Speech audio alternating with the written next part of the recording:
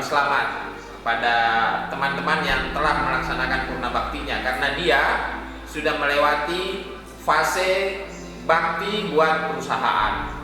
Dan tentu saja kita menyampaikan terima kasih yang setinggi-tingginya kepada Pak Idul Haji. 35 tahun kata beliau bekerja di Telkom.